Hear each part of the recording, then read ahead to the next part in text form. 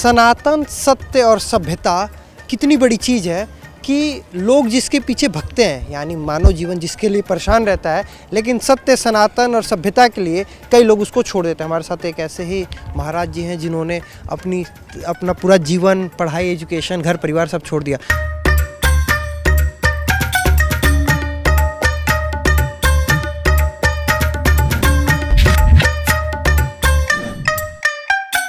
आप बीटेक किए हुए हैं?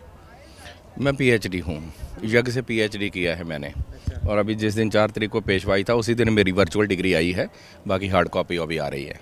आपने बीटेक भी कर रखा है? जी। किस में बीटेक कर रखा है? मैंने इलेक्ट्रॉनिक इंजीनियरिंग किया था। किस ईयर में? ईयर तो मैं नहीं बताऊँगा, क्योंकि वही 83-84 समझ लो लगभग उसके पास। ऐसा क्या हुआ कि अच्छा खासा पैकेज, अच्छा खासा नौकरी, एजुकेशन सब छोड़ के आप अध्यात्म, सनातन, सत्य, सभ्यता की तरफ चले आए? मेरा आकर्षण जो है वो बाल्यकाल से ही अध्यात्म की तरफ रहा। मेरी एजुकेशन जो रही है वो कुछ सालों तक दिल्ली में बॉर्न बॉटअप हुआ। उसके बाद मेरे को किन्हीं कारणों से पंजाब जाना पड़ा, जहाँ पे मेरे को जो एजुकेशन थी मेरी फॉर्मल, उसमें वो रिलीजियस स्कूल थे, तो उसमें रिलीजियस प्रेयर होती थी। उसी से धीरे धीरे रिलीजियस प्रेयर करते करते हम लोग रिलीजियस हो गए। मतलब वंदना में कुछ ऐसा कि माँ सरस्वती की वंदना रहती हुई और फिर अध्यात्म की तरफ आ गए? फिर धीरे धीरे अध्यात्म की तरफ आ गए और फिर सर्कमस्टांसिस ऐसे बने कि मेरे को एक सिद्ध गुरु मिल गए, जिनका स्थान जो है वो हिंदुस्तान में बहुत सारे जगह पर है। मेरे गुरुजी के जो दादा गुरु हैं हमारे, वो उन्होंने 130 साल की आयु में शरीर छोड़ा है। और बस वो उनके पास किसी प्रश्न को लेके गया था, मेरी कोई क्यूरियोसिटी थी और धीरे धीरे उनके साथ लगाव हो गया। तो अपनी एजुकेशन के साथ साथ मेरा वहाँ आना जाना रहा गुरु श्री चरणों में, और धीरे धीरे फिर वो संन्यास की तरफ हम लोग जो है वो डाइवर्ट हो गया। आपने यज्ञ में पीएचडी किया है। यज्ञ का आखिर देखा जाए हिंदू धर्म में बहुत ज़्यादा महत्व है, लेकिन आपने पीएचडी करने के दौरान यज्ञ में क्या ऐसे तत्व पाए जो मानव जीवन के लिए, संसार के लिए क्यों इम्पोर्टेंट है? देखिए, यज्ञ ही जीवन है, यज्ञ से सब कुछ उत्पत्ति है। अगर आप प्रभु श्री राम को देखें, इतना बड़ा भव्य राम मंदिर बना है, तो राम जी का भी जो प्रादुर्भाव हुआ है वो यज्ञ के द्वारा हुआ है। और यज्ञ आज की डेट में, कली काल में सबसे पावरफुल यज्ञ ही है, क्योंकि वो जो ब्रह्म है उसके 2 मुख हैं भगवान शिव के, एक ब्रह्म और दूसरा अग्नि। तो अग्नि से सभी 33 देवी देवताओं को हविष्य जाता है, जिससे वो पूरे संसार जो है वो सुख और समृद्ध रहता है। कोविड के दौर में देखा गया कि यज्ञ से भी बहुत से कोविड के जो मरीज़ थे, लीवर जिनके ख़राब हो चुके थे, कई ऐसे रिसर्च सामने आए कि यज्ञ से उन्हें ठीक किया गया। तो ये क्या ऐसा संभव है? ऐसा बिल्कुल संभव है। मेरे अपने जीवन काल में ऐसे 2 केस आए थे। एक छोटी बच्ची है 2 साल की, जिसको ब्लड ल्यूकेमिया हुआ था, ब्लड कैंसर हुआ था, उसके लिए एक यज्ञ किया है। एक बिल्कुल टीनेजर है, उसको दोनों किडनी और लीवर फेलियर हुआ था और उसको कैलगरी से एयरलिफ्ट करके एडमिंटन हॉस्पिटल लेके गए थे लीवर ट्रांसप्लांट करने के लिए। लेकिन सडन ऑफ ऑल उसी बिटवीन उनसे मेरी बातचीत हुई, तो उस बातचीत के माध्यम से हमने कहा कि एक टाइम हमें थोड़ा सा दो। तो 15 दिन में वो जो लीवर ट्रांसप्लांट करने वाले डॉक्टर थे, उन्होंने 15 दिन तक ऑब्जर्वेशन में रखा।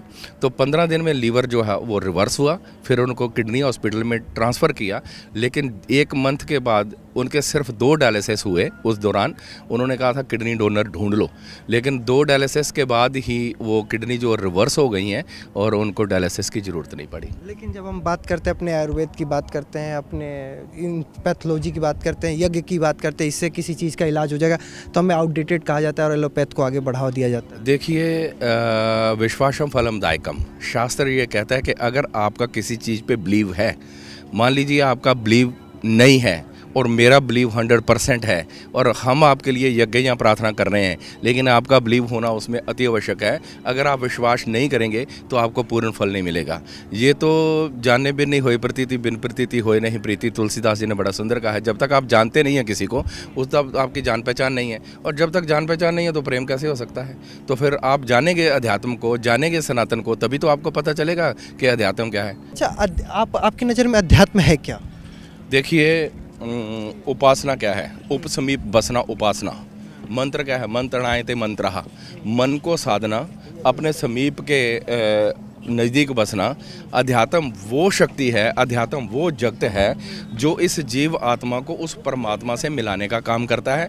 और जीव आत्मा और परमात्मा में कोई भेद नहीं। अहम ब्रह्मास्मि की स्टेज तक जो है अध्यात्म ही ले जा सकता है, दूसरा कोई और रास्ता है ही नहीं। अच्छा, ये देखिए, आपने न्यूमरोलॉजी, एस्ट्रोलॉजी और सब पे आपने रिसर्च किया है। आजकल के देखिए सोशल मीडिया में एक अलग ही न्यूमरोलॉजी, एस्ट्रोलॉजी और वास्तु का ज्ञान चल रहा है, जिसे ज्ञान है या नहीं है वो अपने आप को बेचने के लिए वहाँ पे प्रेजेंस है और एक अधूरा ज्ञान बेच रहा है।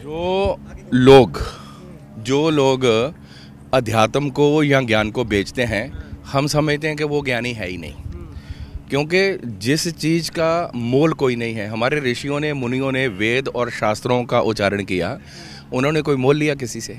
अध्यात्म वो है जिसमें कोई कीमत नहीं आंकी जा सकती। जो आज की डेट में कथा का या आयुर्वेद का या अध्यात्म का या यज्ञ का कोई भी चार्ज कर रहे हैं, वो होता है श्रद्धा। दक्षिणा श्रद्धा के ऊपर है। यज्ञेन पत्नी दक्षिणा, बिना दक्षिणा के आपका यज्ञ अधूरा है। लेकिन वो आपकी श्रद्धा और आपके ऊपर है कि आप कितना मन से प्रसन्न होकर के आप दक्षिणा देते हो, दान करते हो।